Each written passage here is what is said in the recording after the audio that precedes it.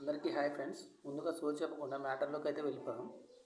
ఈరోజు ఏంటంటే పల్లెటూరులో ఉండేవాళ్ళు, భూమి ఉన్న వాళ్ళు మంచి ఇన్కమ్ వచ్చే బిజినెస్ ఉంటే చెప్పమంటున్నారు. అయితే నేను చెప్పేది చూడండి, ఖచ్చితంగా జెన్యున్గా ఉంటుంది.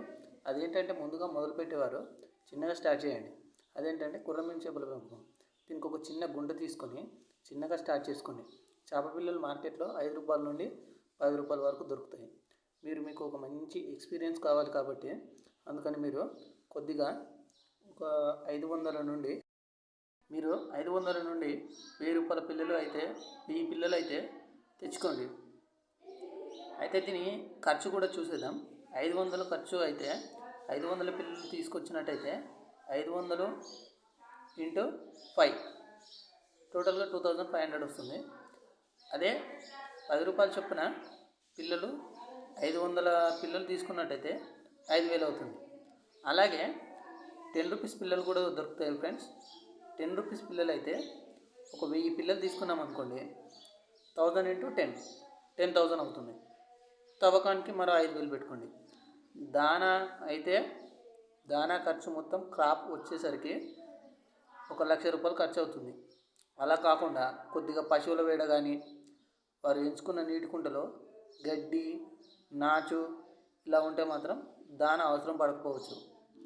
టోటల్గా 9 నుండి 12 నెలల్లో కేజీ నుండి 900 గ్రాములు క్రాప్కు అయితే చేప పిల్లలు మనకు వస్తాయి. ఇప్పుడు అదేవిధంగా ఖర్చులు అయితే చూద్దాం. ఒక కొర్రమీను చేప ₹10 అయితే ₹10 కొర్రమీను అయితే 10 × 1000 అంటే 10,000 అవుతుంది. అదే 500 అయితే 5000 అవుతుంది. అదేవిధంగా ₹5 చేప పిల్లలు అయితే 1000 పిల్లలకు 5 అంటే 1000 × 5 అంటే 5000 అవుతుంది. అదే ₹5కి 500 పిల్లలు తెచ్చుకున్నట్టయితే 2500 అవుతుంది. ఇప్పుడు మొత్తం ఎక్కువగానే ఖర్చులు వేస్తున్నాను. 1000 × 10 10,000 మన ఖర్చులు అన్నమాట. ఇవి తవ్వకానికి మరో 5000, టోటల్గా 15000. దానా తెస్తే మొత్తం క్రాప్ వచ్చేసరికి ₹1,00,000 దాకా అవుతుంది. ఇప్పుడు 1,00,000 ప్లస్ ఇవి 15,000, 1,15,000 అయితే అవుతుంది. అలాగే మనం ఆదాయాన్ని చూసుకుందాం ఒకసారి. ఆదాయం వచ్చేసి 1000 పిల్లల్లో 100 పిల్లలు చనిపోయినా 900 పిల్లలు ఉంటాయి.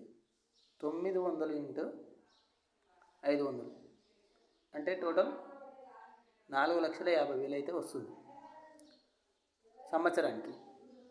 లేదా మంచిగా ఉంటే 9 నెలల్లోనే క్రాప్ వస్తుంది. అలాగే యావరేజ్గా ₹350 కేజీ పర్ కేజీ 350 అయితే కూడా అలా కూడా చేశాను. 3,50,000 అయితే వస్తుంది మనకు.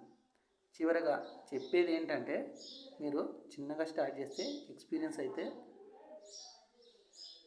వస్తుంది. అప్పుడు చాలా పెద్ద మొత్తంలో చేస్తే పెద్ద అమౌంట్ వస్తుంది. ఒకేసారి పెద్ద మొత్తం చేస్తే నష్టాలు రావచ్చని ఆలోచన అంతే.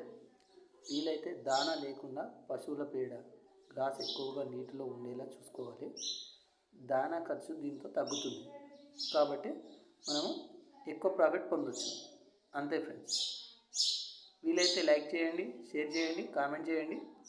ముందుగా మన ఛానల్ని సబ్స్క్రైబ్ చేసుకోండి. అలాగే బెల్ ఐకాన్ని కొట్టండి.